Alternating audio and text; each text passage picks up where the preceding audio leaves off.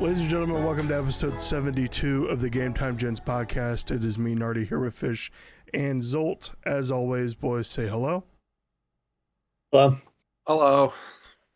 Today we have a show for you where we're going to talk about the conference championships coming up. We're also going to dive into some more of the head coaching hires and who's still out there for other teams. But first, we're going to talk about some injuries that unfortunately happened over the weekend. So in the final play of the Denver Broncos and Buffalo Bills game, it looks like Bo Nix was trying to center the ball.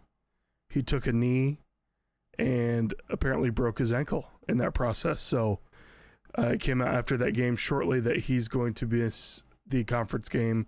Obviously, I'm not sure if this will impact his next season at all, but he's going to have, or the Broncos rather, are going to have Jarrett Stidham, the Auburn product, going to back him up and start. So Stidham has played 20 games in his 6-year career, starting in 4 of those with a 1-3 record. His career stats are 59% completion percentage, 1,422 yards, 8 touchdowns, 8 interceptions, and he's only been in one other postseason game, and that was actually with the Patriots, who they play on Sunday. So kind of seems like a free walk for Drake May to get into that Super Bowl now. It sucks, but do we have any faith in Sean Payton to get this done? No. You don't think so? No, not with Stidham back there. I mean, you had to rely on the run game, though. I did see that they're trying to bring back what's his face at running back. Yeah, J.K. Dobbins, but at the same time, R.J. Harvey has done just as or better than what J.K. has done. I think it's a little bit more effective, a little bit more explosive, especially with J.K. coming off those injuries, last few years. Hasn't really had that explosive pop like R.J. Harvey has. Maybe Stidham, I don't know. You would kind of consider this for the Patriots, right? Because I'm sure everyone and their mother is looking into this saying, okay, cool. Patriots automatically get a free pass. They get to go to the Super Bowl. Keep in mind, there's a lot of people out there who might be a little lapsdaisical when playing a team like this. Denver is still no joke. Their defense is still very, very good against the pass, which we saw. Ramondre kind of, got hurt last game. There's a few other injuries that kind of hit as well. All they have to do is really stop the run game. But it could be a trap game for the Patriots where they kind of let off that gas pedal just a little bit, and it gives them, Denver, enough breathing room. We don't need Stidham to play like Tom Brady or Patty Mahomes in their prime. We just need him to complete passes and do the bare average. Let the defense speak, which we've seen recently with, teams against Josh Allen and CJ Stroud. Defense wins you games. You win the turnover battle, 9 times out of 10 you will win the game. Drake May did not have a stellar game last week. Had a few turnovers himself. So anything could happen, but if I'm a Patriots, I'm, my foot's on their throat, and I don't care if we're up by 40. We're going to win the game. We're going to make sure. But the same counterpart to that, don't sleep on Stidham. Stidham might have a Ryan Flynn or Matt Flynn kind of game. Or a Nick Foles postseason. I mean, team could really ban around a guy. So. I was going to say the last time the Patriots, I think, played in a championship game was against a backup QB. They lost, or unless they won the bowl the year after that. But Nick Foles did it. It's possible. I don't know. Well, the season's been wild, so I wouldn't be that surprised if it happens. And like you said too, Broncos defense is very good. Patriots, a lot of people talked about the Drake the schedule May this year. Obviously, they did beat Houston this week. Helps when, CJ threw 4 interceptions, and I think they fumbled the ball twice. That their quarterback coach needs to get fired last week. But weirder things have happened. I think it'd be kind of cool to see. I don't need the Patriots to be already back in the conversation. It's only been 5 years. It's not long enough. There were so many turnovers that happened this weekend. like the Bills Yep. game. We just talked about it. The Patriots both and the Texans had crazy amounts of turnovers. But yeah, we've got our final four. We'll go dive in, I guess, to these matchups right now, and then we'll conclude with the rest of the news. But Don't want to talk about the Charbonnet injury? oh yeah, Zach Charbonnet also will miss the NFC Championship game. He tore his ACL. That's probably going to hold him out for a little bit next year as well. I'm not sure how far that'll go, but he's a young guy. He'll probably bounce back, maybe be back around mid-year. But I mean, if you're a Kenny Walker dynasty manager for next year, it's got to be enticing for you. The Kenny Walker show. It could be unless they draft somebody because they like their two-headed monster, and they That's don't, true. for some reason, have the faith in Kenny. Yeah, Kenny got it done, at least against the 49ers. But yeah, you're right. They just seem to not want to give him the ball. But our first game this weekend is the New England Patriots going into Denver. The Patriots are 5.5-point favorites on the road. You have to assume that that's because of the injury to Bo Nix. But just a little more information about this game. It's a midday game, so the weather, it looks like it's going to be about 39 degrees. There's going to be no precipitation, so hopefully you won't see as many turnovers as you saw from Drake May in that last game that they had. But I can't bet against Drake May on this one. I know what you're saying, trap game, don't overlook the Broncos, but I just think without their field general out there, it's going to be pretty hard for them to come up with a dub here.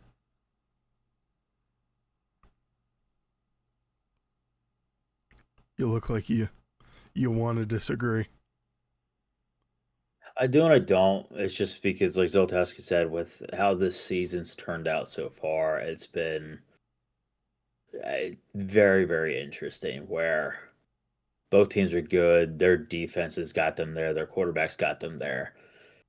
I mean, outside of RJ Harvey and Cortland Sutton, really, Denver doesn't really have much else to their offense. They don't have a Jamar Chase and a T. Higgins and, a running back outside of RJ Harvey, who they really just started letting him get the ball the latter half of the season.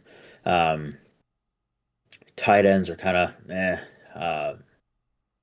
I don't know. I feel like they find a way with Sean Payton at the helm, like you said. I could see it happening, but I'm probably going to lean Patriots here. I'm not going to go against the grain on that one. Yeah, I'll go against the grain just for fun. Just for posterity's sake. Just for posterity's sake. I mean, defense is good. Defense will keep them in it. I'd like to see something crazy happen. They're at home. Home field advantage has always been big. It is hard to play in Denver. That elevation change is no joke. So we'll see, though. I'm literally like right on the line though, just because again how crazy the season's been, and we've seen it happen before. Yeah. No, I wouldn't be. No, I'm gonna say I would be shocked if the Broncos won just because of Bo Nix's absence. But the next game we have the Rams going into Lumen Field to play Seattle. Seattle is 2.5-point favorites. Now this one, I cannot fathom taking Sam Darnold over Matthew Stafford. Now, I know football is a team game. Seattle's defense is very good, but the Rams' defense is also very good. I think in this one, it's going to come down to, honestly, who has the ball last. I think there's been a lot of ability to score for both of these teams, and I think Matthew Stafford's probably going to have a little bit more poise when he's in the pocket. He's going to be able to find Puka. He's going to be able to find Devontae and any number of those tight ends that they have now. And then you got Kyron Williams over there as well. So I think the Rams are probably going to find their way to the Super Bowl here.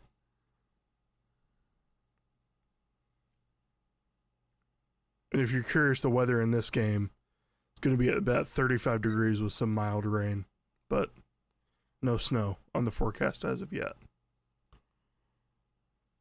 Fish? I'll take the Seahawks. Going Seattle? I really don't want the Rams to get it because I know what's his face is just going to talk all kinds of stuff online. Jared Verse? Yeah, for like zero reason, but whatever. Got 500 yards ran up against them in 2 games last year, so what do I know? I don't know. There's something special about this Seahawks defense that finds a way to strip the ball or get a takeaway in big moments. They've been doing it all year, and when that defense is clicking, even though Sam Darnold has played for a good amount of games, very subpar, they still find a way. Kenny Walker has looked good, and now that, unfortunately, Charbonnet got hurt, now he's got the keys to the castle. He's exploded the last couple games that he's played in, and if Sam Darnold can find JSN early enough and their tight ends, because they have a decent offense where it's a little bit more potent than Denver's offense. Even the announcers are saying, yeah, I mean, why is it taking everybody 12 years to find JSN? He's your best athlete. Give him the ball. And that's exactly what they did. Didn't matter what level they got him the ball at, he got it. He's the playmaker. Same thing with Kenny Walker. So I think if Sam Darnold plays just average or mediocre, they should come off with a victory in this one. No matter how good Stafford plays, I think that defense will scheme against. They're not going to be able to guard Puka. Everybody knows this. He'll get his yaks. He'll get everything he needs.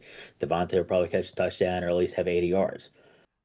But I think that they'll scheme well enough. They might confuse Stafford enough to then force that one turnover to then change that gameplay. So I don't know. I'd take Seattle on this one. I'm probably going to be wrong, but I don't want the Rams to go in. I get that. I am going to go with LA here, though. You do mention the Seahawks defense. They find, the big opportune times to create turnovers and, get the ball back in their offense's hand. Well, the Rams did that too when they played the Bears. I mean, look at the overtime score or the overtime pass, all that. There's a couple key interceptions there. There was blown coverage that tied the game up, but we won't talk about that because that was just abysmal. And I think I maybe could have had some coverage on that. But I like Stafford here a lot. Again, talked about it before. It's his last year. This is his sunset trip here. I think he wins MVP and then hopefully wins the Super Bowl. I have him going all the way and winning it and rides off into the sunset. A lot of weapons on the Rams, like we've talked about. Defense also very good, like I said. So it'll be a good game. They split the series during the season. It was 19-21 Rams win, and then 38-37 in overtime. Seahawks won on a 2-point conversion.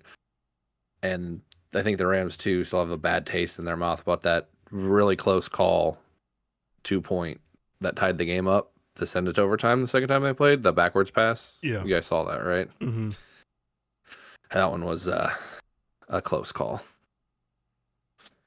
I mean, the Seahawks are the only team last week that really put belt to ass, so I could see them winning this game, but I don't know. I guess for storylines, I want to see Matt Stafford ride off into the sunset.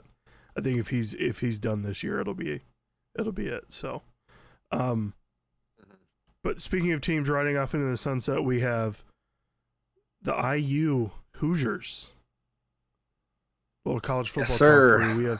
We have the Hoosiers winning the Natty this year, which nobody saw coming at the beginning of the year. They were plus 10,000 odds Yeah. at the beginning of the season to win. Wish Absolutely I would have insane. put a bet on that. Yeah, me too. I watched the game. It was a great game. Really a lot of back and forth. I thought that second half, Miami came out just firing on all cylinders. I thought that maybe they were going to be able to come out and win that game, but no, Mendoza with that legacy run into the end zone kind of sealed the deal there.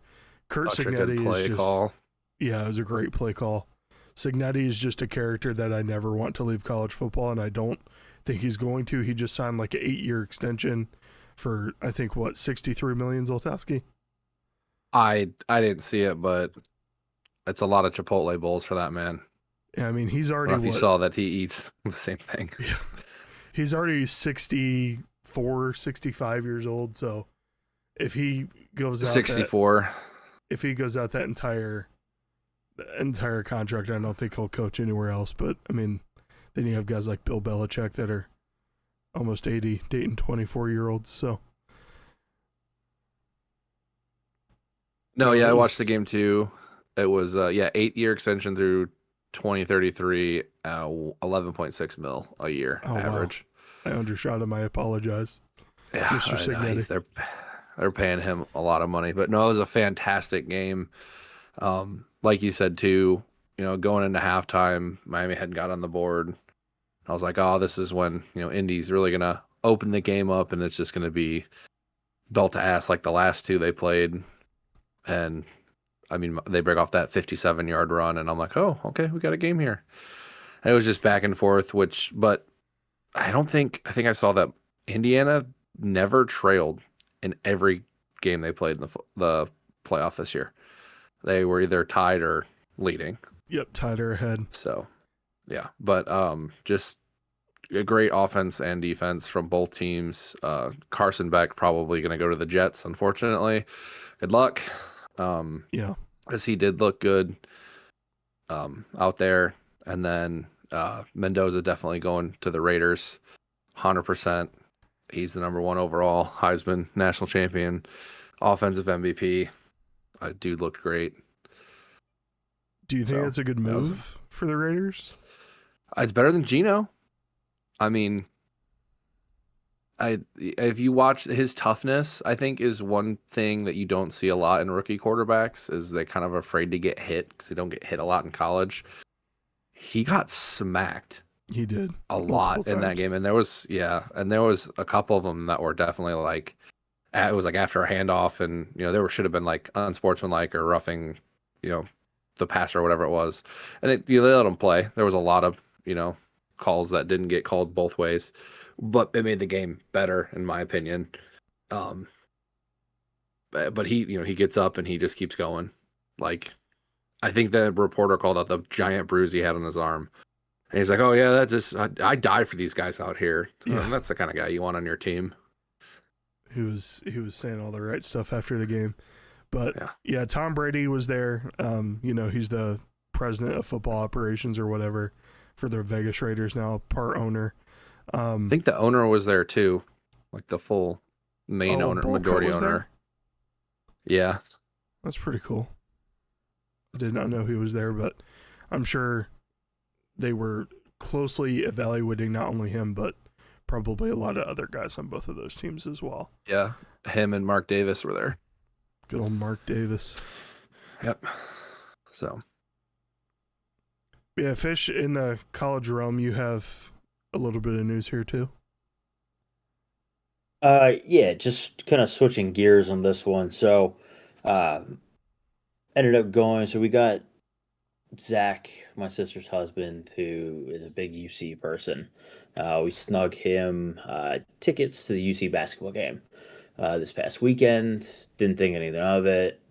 As I'm plugging in the address to make sure that I get to the garage, yada, yada, yada, I see Iowa State in a number 2, and I said, that's got to be, is there 2 Iowa States that I missed? Did I black out in college or what? They were ranked number 2 in the nation, which was interesting. Place was jam-packed. UC ended up winning a game. Now, a lot of us can't really experience it, right? Because our teams are so, I mean, you got Ohio State, Columbus, and Zoltowski, you got Michigan in Michigan. It's not like we can go down the street and watch them play. Mm-hmm. I mean, both teams are always going to be fairly good. So it's not so much going to be that Cinderella story that, UC kind of had. Talk about an atmosphere where I mean, Zoltex, you sent that thing with the decimals at Seahawks Stadium. I mean, it was Yeah. pretty close here. I mean, it was everyone on their feet. Momentum was there. They were making shots, making plays.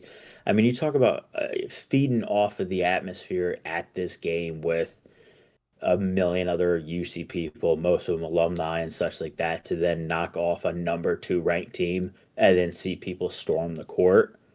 I mean, it was a really, really cool experience.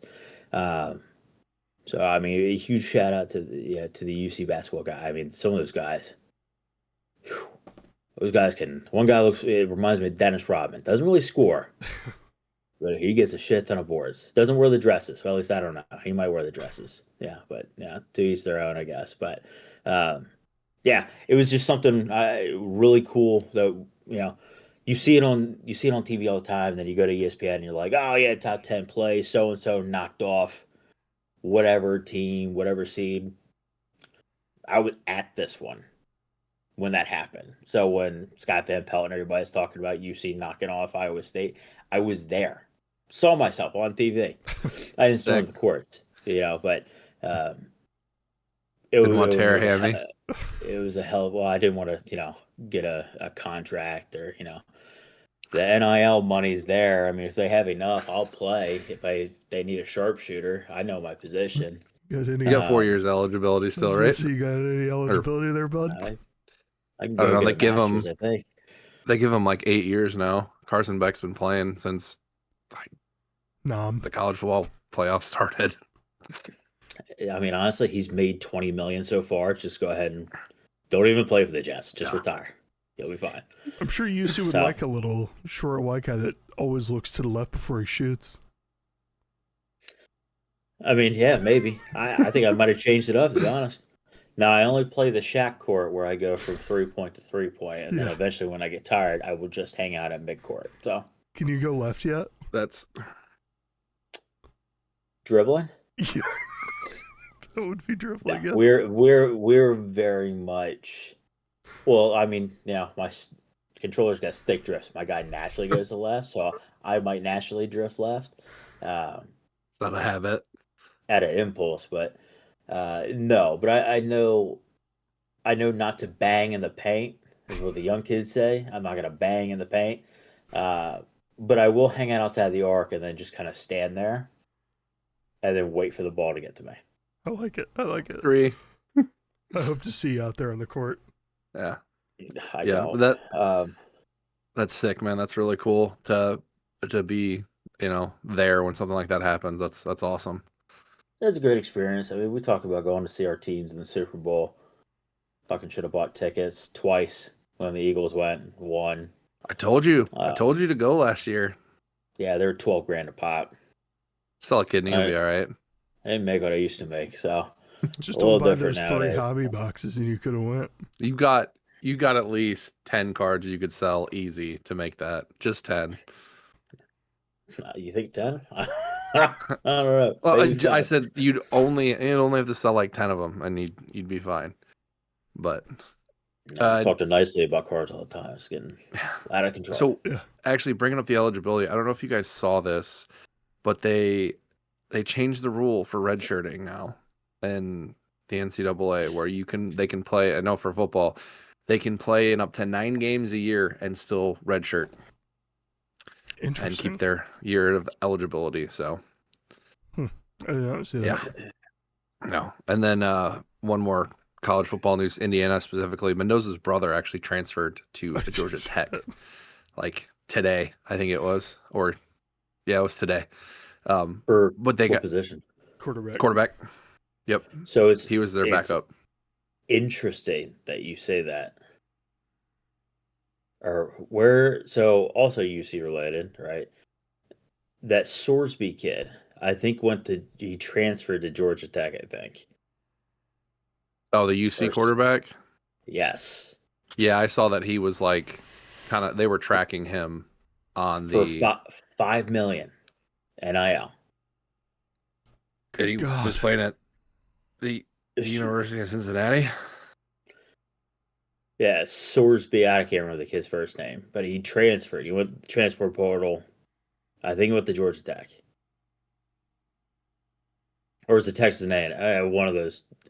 Start with a T, X, I don't know. He came. Had a I T think in he it. came from. I think he came from Indy too. Yeah, he went to Texas Tech. He's a Red Raider. Oh, okay. Never mind. Yeah. I was gonna say a little controversy there, but for $5 million, I guess go ahead and sit me. You It's got fine. the tech right. Yeah. I mean, that's pretty good. Well, it's so the Kansas State. I think it was their quarterback transferred to. Is that Hoover? I don't know. I don't remember his name. I just remember he's from Kansas State. This is the purple bearcat or purple cat logo, Very and they sorry. were in the Take me to playoff speak a of couple the years dirt. ago. But he was also one of the top transfer portal guys that they were looking. I think he was like the top quarterback available or something. So it is what it is. I mean, if you know you're not going to play, might as well go somewhere you can play. True. Yeah. Just because he's Fernando's brother, we have no idea if he's going to be anything like it. I mean, look at Carson Palmer and his brother, Jordan. He was never anything in terms of pros. Yeah. But speaking of pros, you guys want to get into some head coaching news? Might as well. If we could add one more to this list too. Yeah, we're at a total of 10 now. So shockingly to me, the Bills, and maybe this is just coming from a Browns bias, any coach with any sort of success you want to keep, but Sean McDermott was fired after a tough loss on Sunday against the Broncos. He was head coach of the Bills for 9 years. He had a regular season record of 148-98, but a postseason record of only 8-8. So he did say that he plans on continuing coaching. I'm not sure if he's going to take a year off like Tomlin or if he's going to, kind of throw his hat in the ringer of being a head coach this year. 4 of the 10 teams have already hired someone, which we'll get into here in a minute, but I'm not sure how many. Hot take, he's going to Baltimore. You think so? That's probably accurate. But I mean, look at Josh Allen and Lamar,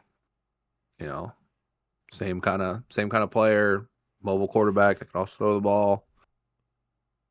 The Ravens are going to be like, he's not dude an had a winning offensive record. guy, though. He's got a defensive background.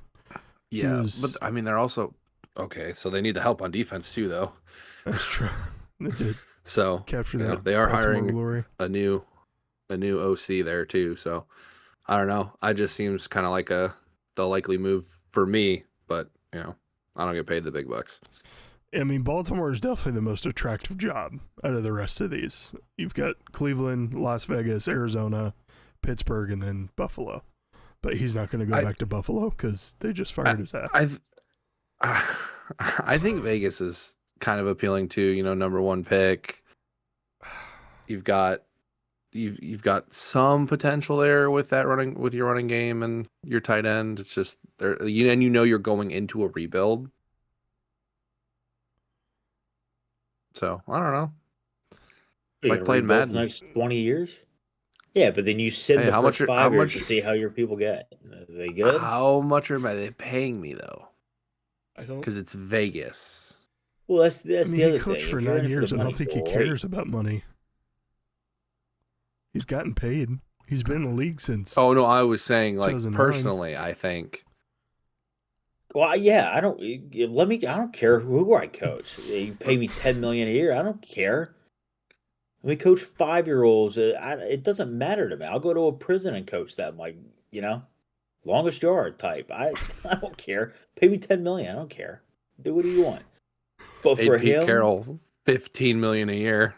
Yeah, he's got a foot and a leg in the grave. Just kick the bucket already. Just retire. He chews his gum so aggressively, there's no need for it. Crazy jawline, though. Yeah, because I wonder why. Because he chews gum like a cow. Got carried by the Seahawks defense back in the day. It's the only reason he was a good coach. Hot take. I'll say it. And then, another hot take. Stefanski. Talk about your guy here, Nutter. Yeah, we can talk Going about down to Stefanski Atlanta a little bit. What do you think? I mean, I don't really know. He's inheriting a lot of good weapons. Bijan, Drake London, potentially Kyle Pitts if they decide to bring him back. But he's not a horrible coach. He lost the locker room in Cleveland. There was a lot of clips that came out after that last game, one in specific that made me laugh. It was him giving a speech at the end of the game, or in the locker room, about, oh man, we won. Have I ever lied to you guys? And then Myles Garrett gives just a crazy amount of side eye to somebody else. But yeah, he finished his career in Cleveland, 45-56 in the regular season, with 2 winning seasons, 2020, 2023, and he had a 1-2 record in the playoffs. The craziest thing I've heard about the whole Kevin Stefanski thing is there's and it's just rumors on Twitter, it's people being stupid, but there's been these racism allegations going around about the quarterback position. Let me just read through a list of quarterbacks he's coached. Baker Mayfield. Oh, God, we're going to be here forever. Deshaun Watson, Jacoby Brissett, Joe Flacco, DTR, PJ Walker, Jameis Winston, Case Keenum, Nick Mullins, Jeff Driscoll, Bailey Zappi, Dylan Gabriel, and Shedeur Sanders. You see some diversity there? More than half. I mean, he had the first ever entire black quarterback room with Jacoby, Deshaun, and DTR. I just can't believe people are trying to spin it that way. It's absolutely insane. I'll put my 2 cents in, then Fish can give his 2 cents. I don't think it's a bad hire. I know you had told me that there's rumors flying around that the GM and the owner there were kind of mainly calling the shots, and he was just, do what we say or we're going to fire you. Because why is the GM still there? They got hired at the same time. They're on the same team. But, hey, weird call. I don't hate it.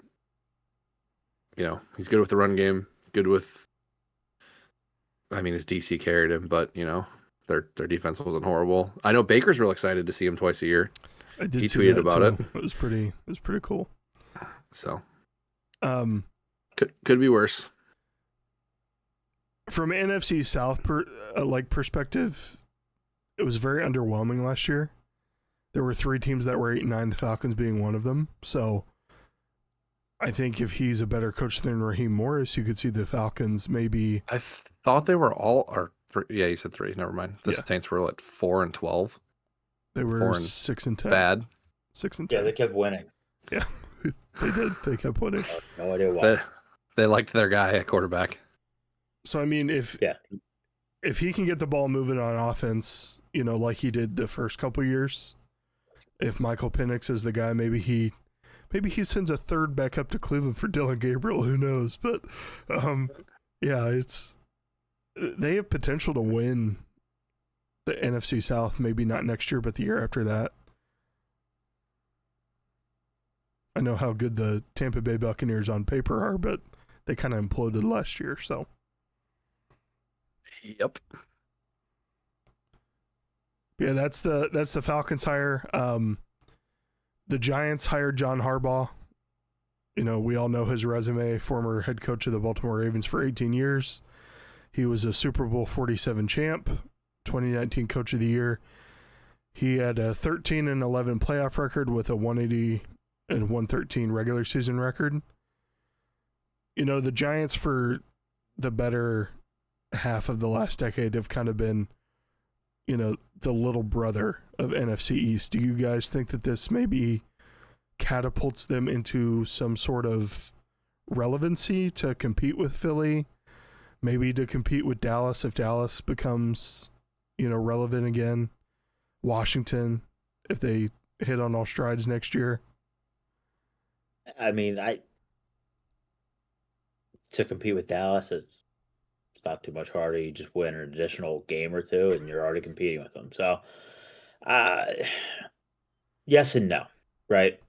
And I'll say this, right? Because everybody thought UCLA when, who's the grandfather that's banging the teenager? Belichick. That's right. when Bill was going to right, and we all, that today.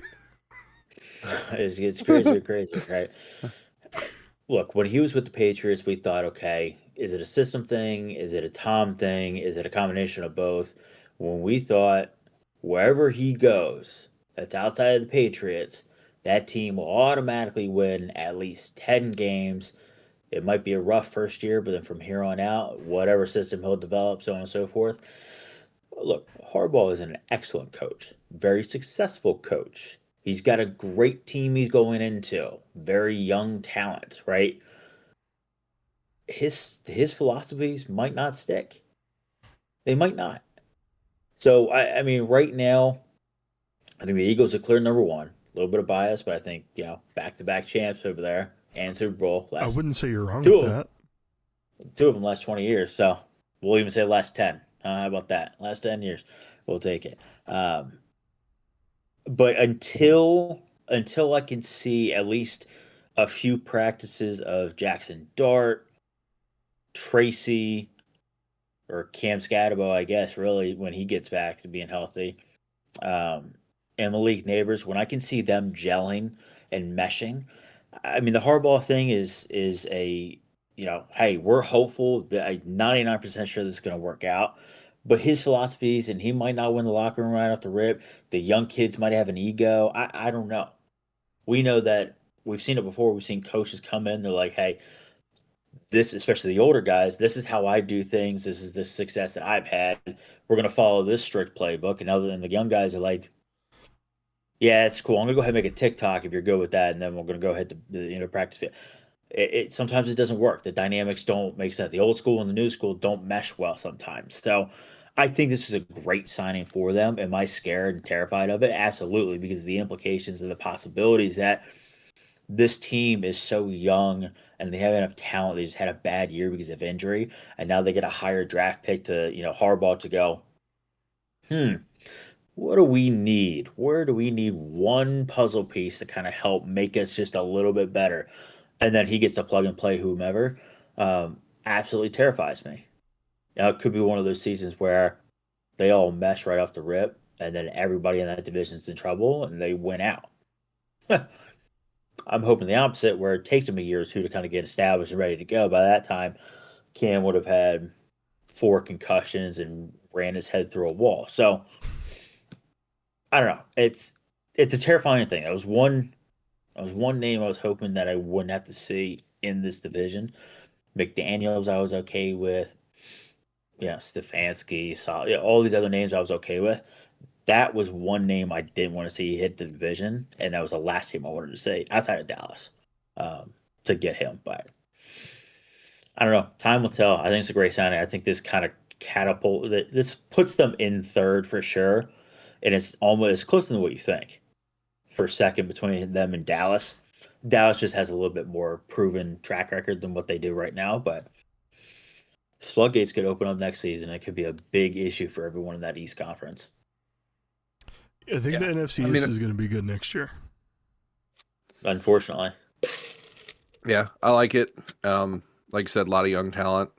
Jackson Dart looked good this year, and he didn't have his star wide receiver or his new running back that just likes to hit people. So I'm excited to watch them next year, especially when they get everyone back with him at the helm. But you might be right. His philosophies might not stick, but we'll see. Time will tell.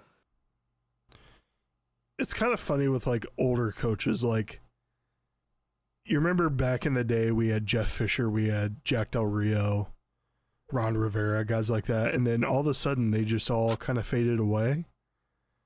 Like, not to their own like want to, I guess, but hopefully John is not in that boat. I mean, he is getting up there in age, but it seems like more and more teams are going for the younger offensive minds or the younger defensive minds to lead their teams. But I'm not sure if that goes with the whole philosophy thing that you guys are talking about, but just kind of an interesting thing to think about. The next team we have the Miami Dolphins. They hired first-time head coach Jeff Hafley. He has been in the league since 2012, so he was a DB's coach for the Buccaneers, the Browns, and the 49ers. He coached guys like Rondé Barber, Joe Hayden, Antoine Bethea. He was co-D coordinator of the 2019 Ohio State Buckeyes, who had the number one rank total defense in the CFB that year. He was head coach at Boston College from 2020 to 2023 and went 22-26 over the 4 seasons with 1 bowl win. Most recently, though, he was the defensive coordinator for the Packers, which the Packers' defense the last couple of years has been standout. I'm a little bit surprised that Miami went with a defensive-minded coach just because it seems like their whole identity the past couple of years has been so much focused on the offense. But I kind of wanted to get your guys' take. How do you think a defensive-minded coach is going to, fit in with all of those egos down there on the offensive side? I think this is a good opportunity to almost clean house. We might have seen the last time Tua plays in a green and white jersey. Tyreek is, check in last week. He said he's leaving. Check in this week. He's like, I can't wait to come back. Next week, he's in Cabo. The guy's all over the place, too. I think he's having his 15th kid. Congratulations, man. I think it's time to rid of the cancerous players on your team, especially with a head coaching change. If you're not getting a Tomlin or a Belichick or someone like that who's well respected throughout, people that have seen and understood and kind of controlled those diva receivers from T.O. to Randy Moss, I just don't see anybody stepping in there and going, hey, Tyreek, we're going to go ahead and lock in and play football. And he goes, ha, okay. And then, I don't know, kicks some pedestrian or whatever, hits him with a car. It seems like to be a common theme the last couple of years. So, yeah, I think we'll see it, especially with his injury that he just had. I think we'll kind of see a quick little clean house.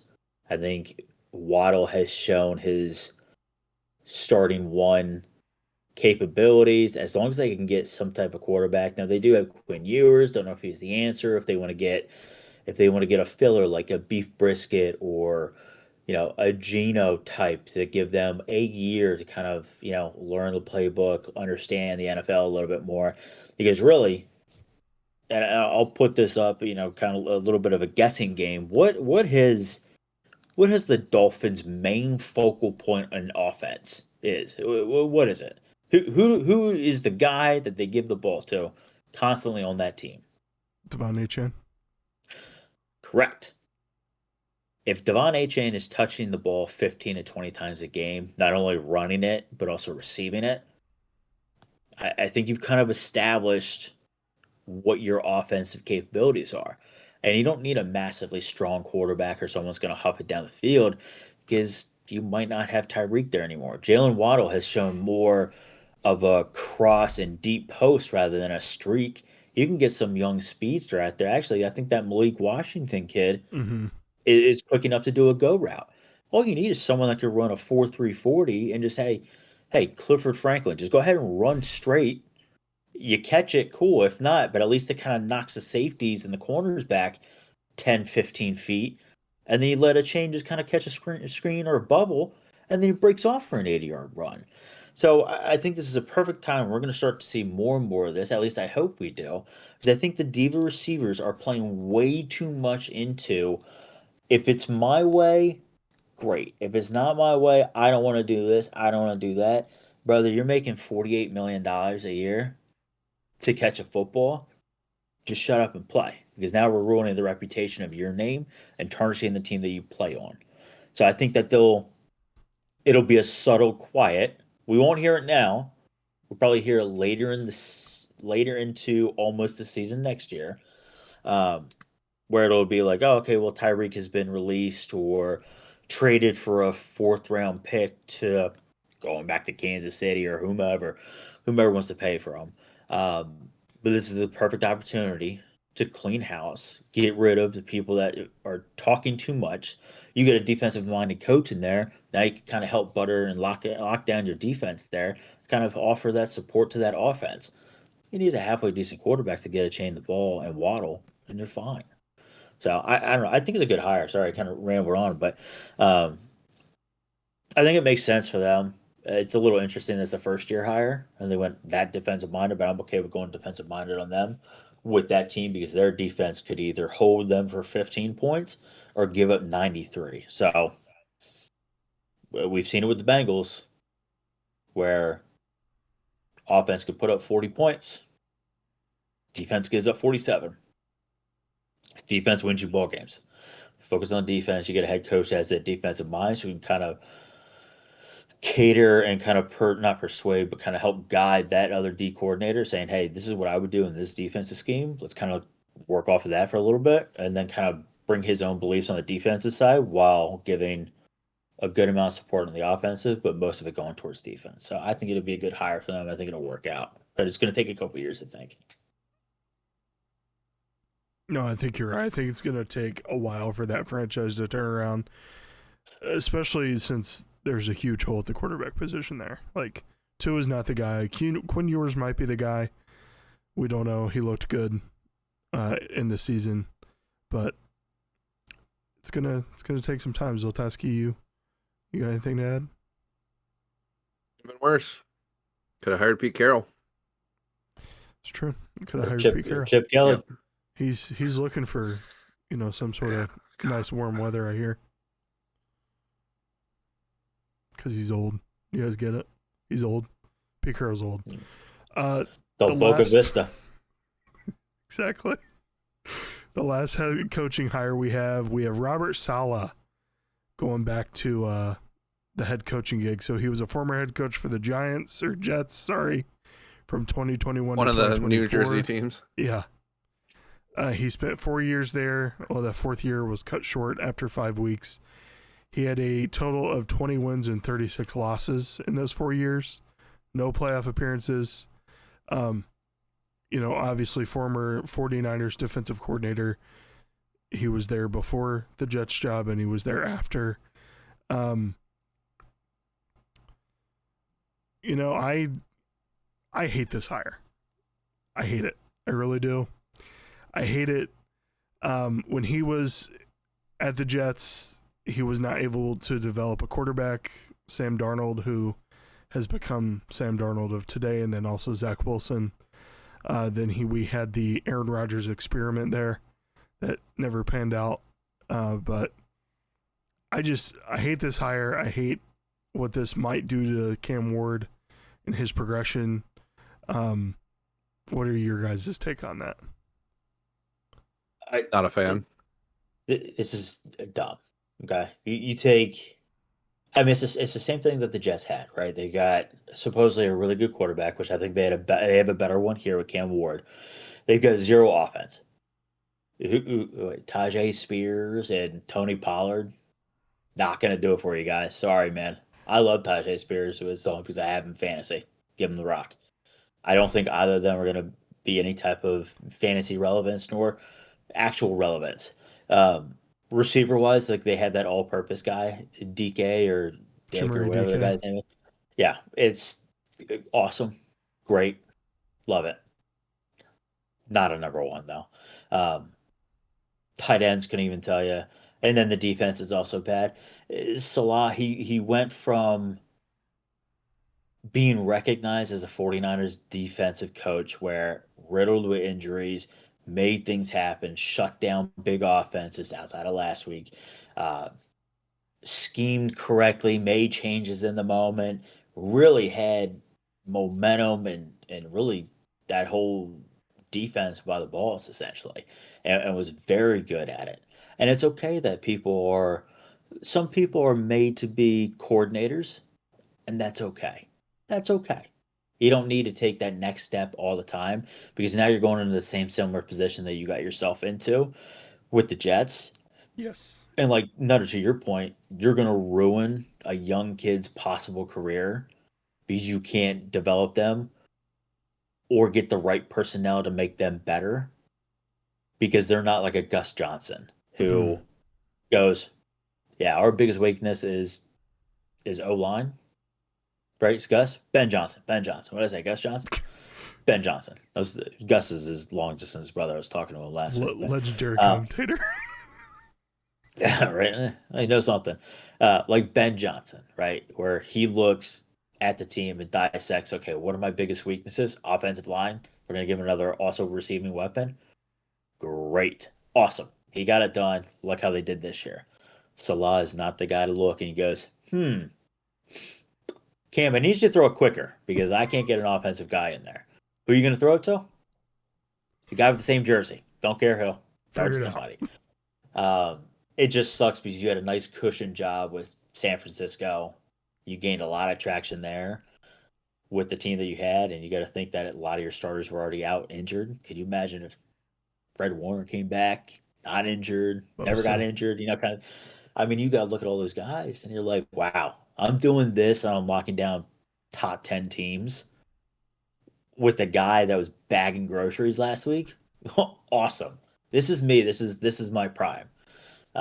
Sometimes I think head coaching position is just not worth it. Not to tarnish your career, ruin young kids' talents. So I mean, hopefully it changes. Hopefully it changes for the better. I don't see it. I think it's gonna be another Jet situation, and it sucks. I'm 100% with you there. Yep, right on the same page.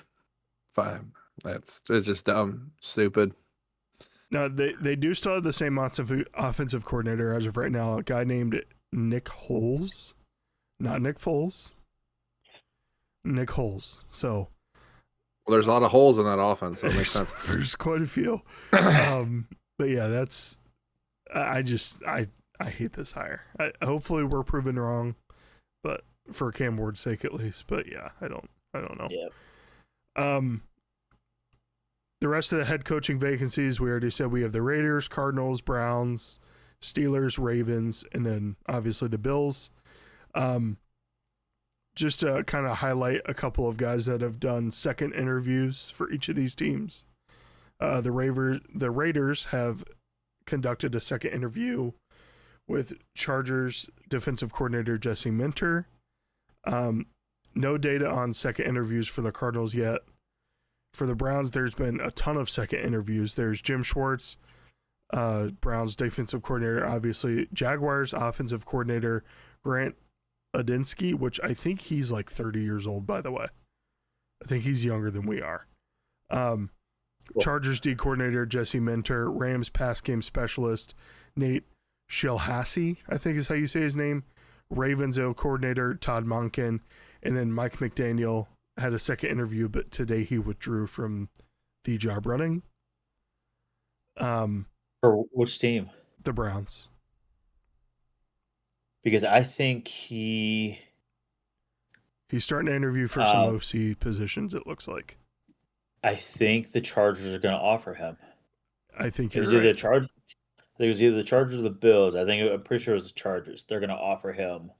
I think his OC role. Yeah. I think McDaniel so. would be OC. Yeah. So I think that's going to be pretty much on lock. So with Joe Alt and all them coming back, could be decent. Yeah. Decent for them. The Steelers, you have Anthony Weaver, the Dolphins defensive coordinator, and Brian Flores, the Vikings defensive coordinator, have gone through second interviews. Both of those sound like terrifying options. And then the Ravens. I see Flores going there. I could too. Yeah, he's a perfect fit there. For the Ravens, you have Weaver again, Joe Brady, the Bills offensive coordinator, and then Jesse Minter again. So one of these teams is going to hire Jesse Minter at some point. One of these teams is probably going to hire Anthony Weaver. Joe Brady, that's really the first name I've seen, or the first time I've seen him on that list there. So just some things to think about. I'm sure we'll see more of these dominoes fall into place going forward. There's a lot of people interested in Clint Kubiak. He's the offensive coordinator for the Seahawks. He's a little busy right now. But yeah, there's a lot of people out there that are looking for Rams coaches as well. So we will see where that leaves us going forward. I'm really excited to see who the Bills start interviewing too. I kind of feel like they have slim pickings right now, but we'll see where that goes. You know who the Eagles set up an interview with for OC? Who's that? Jim Bob Cooter. Oh yeah, Jim Bob. Yeah, It's pretty good. good old Jim. He's not a bad OC. Cooter, man. Yeah, he's not bad. He's what? Not bad. Where's he at now? Tampa? I think so. Something like that. He was in Right. Tampa for a while. I'm not sure if he's still there. But we're going to play 5 rounds of Who's That Dude? All right, boys, here's Who's That Dude. So this is a game that we played last year.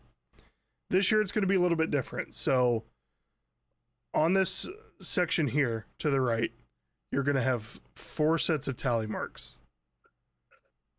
Each one of the hints, there's 3 hints here, and then there's a schedule reveal hint. If you use one of those hints, that automatically adds 5 tally marks to each section, or to one section. So in order for you to get the schedule reveal, you do have to use 2 of the other hints first, because schedule reveal is kind of, kind of automatic, if you will. So we have 5 rounds of this. You see the stat line there. This is from this last year. This is PPR stats. So I did only include receiving stats, or I did only include rushing stats for each person, or throwing stats, if that applied. So, boys, by the stat line, can you guess who that dude is?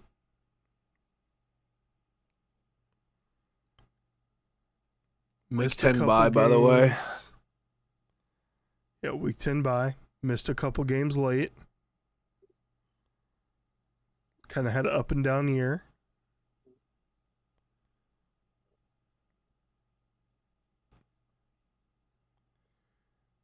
The first hint is how many years this player's been in the league.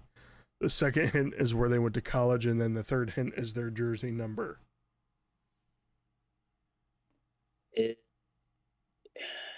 I don't think it's this guy. It's not Deebo Samuel, is it? It is not Deebo Samuel. But you guys can also just ask me questions. Kind of get closer. AFC. Is he on the roster? Is he labeled as wide receiver 1 or wide receiver 2? This is a wide receiver 2. That's a very good question.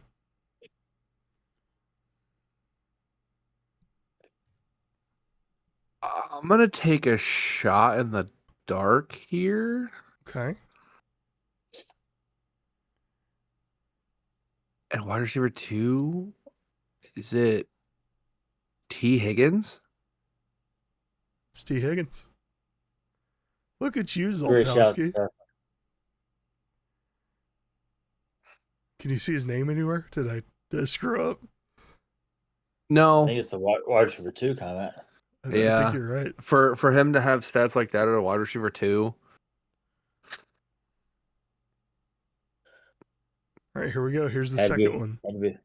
Had to be with the great offense. This, obviously, you can tell by his picture, this is a quarterback.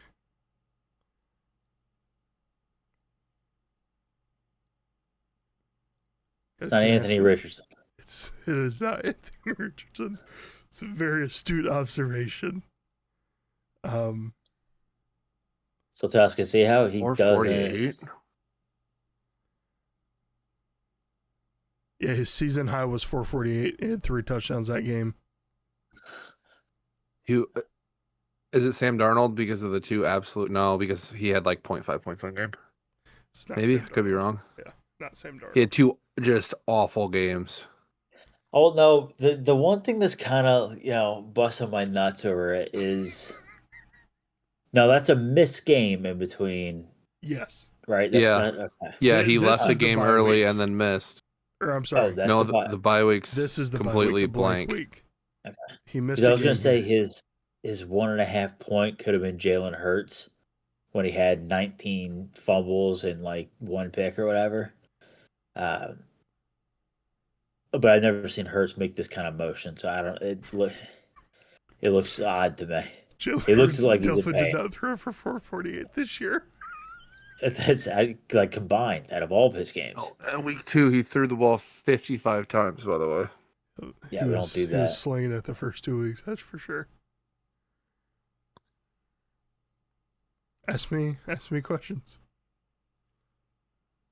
What I'm glad conference? you're there. He's NFC? in the NFC.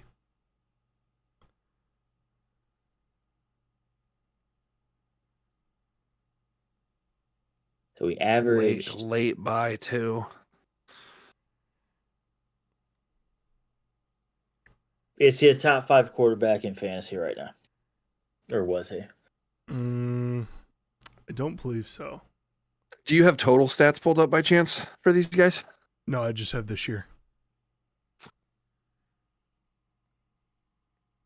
Let me check to see if he was a top 5 quarterback. I don't think he. No, I'm almost certain he wasn't. Can you pull up his totals and tell me how many total yards he had? Like throughout the year? Yeah, for the year. Total yardage on the year. Yeah, give me a second. Oh. Zoltas, can I take a shot in the dark? Yeah, go for it. Is it Bryce Young?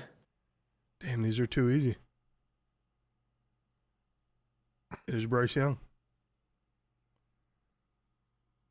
Yeah, because I remember us talking about him having 2 awful weeks, and then he popped off for almost 40, and then kind of kept up that trend the rest of the season. So, And he got a But concussion, he looks like he's in pain. So and then remembered he could play football really well. Right. he actually didn't have that bad of a year. No, he was not top 10 or top 5. He actually No. was. Was he really? In PPR formats, it looks like, yeah. Oh, wait, no, that was playoffs.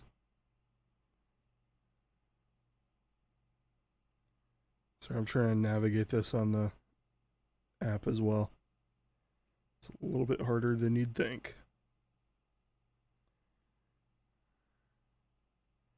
He was top 19, so he was not quite there. But here's the third guy. Close. This is a running back.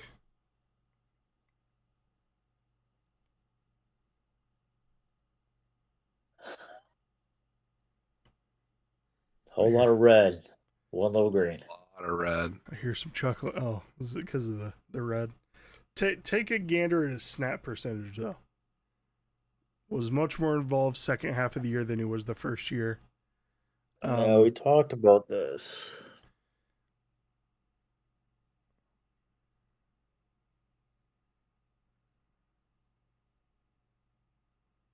Didn't score much. Conference, AFC or NFC?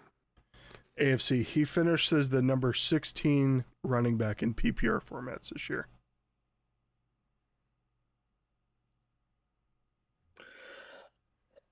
Zoltas is what conference did you say? AFC? AFC. Is that where the Titans are? The Titans are in the AFC. Yeah. Would it be Tajay? No. No. No, because didn't he have a game where he broke off for like over 100 yards? Yeah, but he also No, that got was hurt. He was Tony missing. Pollard. Pollard, did he eclipse It's not- 100? It's not Pollard. Pollard had one game where he had two or three big ass runs. Pollard eclipsed 100 a couple times.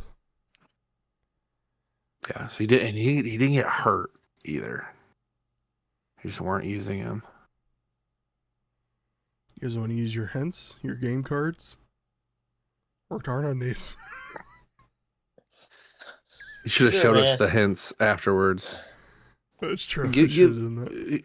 Give me the jersey number. Oh, I forgot to tell you, the jersey number will also reveal the team colors. Oh, So here's the jersey number.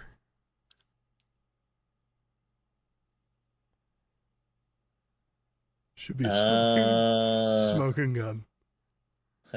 Is it Gainwell? It is Kenny Gainwell. That's correct. Smoking gun. I'm gonna have oh to yeah, pick because some he caught a harder lot guys of next year. receiving. Receiving touchdowns. Yep, he had quite a few. Yeah, he's at 1 week.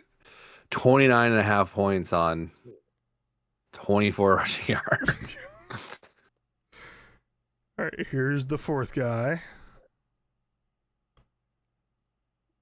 This is a receiver. Let me pull up his finishes here while you guys talk amongst yourselves and figure out what you want to ask. Seven touchdowns total on the year. Only clips 100 yards once. Mm-hmm.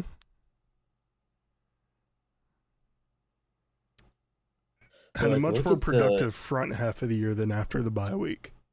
I was going to say, look at the receiving and targets. Who just hated their receiver, or was it a quarterback change at the end of the season, almost like a Kyle or Michael Penix to that jackass? Kirko James. Yeah, guy really threw to Kyle Pitts the entire time during my entire playoff run. I would say with that thought, you're on the right track. But it's not that specific situation. Is it Michael Pittman? God. These guys know ball. Dang. Yep.